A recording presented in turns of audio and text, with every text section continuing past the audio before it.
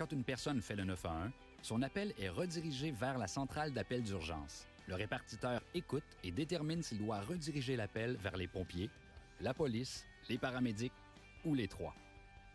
Si cette personne a besoin d'une ambulance, elle sera alors transférée à un répartiteur travaillant au centre de communication santé. Ce dernier posera des questions et déterminera son besoin et le niveau d'urgence à l'aide du système médicalisé de priorisation des appels urgents.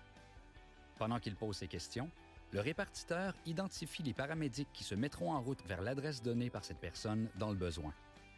Dans mon métier, il y a 9 niveaux d'urgence. C'est ce qu'on appelle les priorités d'affectation.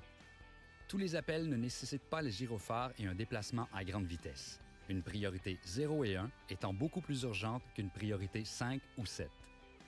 Pour la bonne marche quotidienne d'une intervention d'urgence, nous avons besoin de beaucoup d'équipements.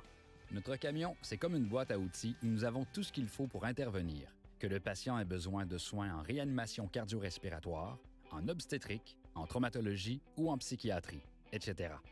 Sur moi, j'ai toujours mon stéthoscope, des gants, un masque de poche, des ciseaux, mon POG, qui est un petit aide-mémoire, ainsi qu'un crayon et un carnet pour prendre des notes. Quand nous arrivons au domicile du patient, nous devons d'abord vérifier la sécurité des lieux. Ensuite, nous entrons en contact avec lui pour une première évaluation. Nous posons des questions sur son état de santé et la raison de son appel. Prenons ses signes vitaux, l'auscultons et lui faisons passer différents tests. Grâce à cette première appréciation, nous sommes maintenant en mesure de prendre action et de déterminer les prochaines étapes de soins en lien avec nos protocoles d'intervention. Mon collègue et moi le hissons ensuite sur la civière pour le transport jusqu'au centre hospitalier. Une fois arrivé à l'hôpital, notre travail consiste à donner toute l'information que nous détenons à l'infirmière au triage et attendre avec le patient qu'il soit admis et installé.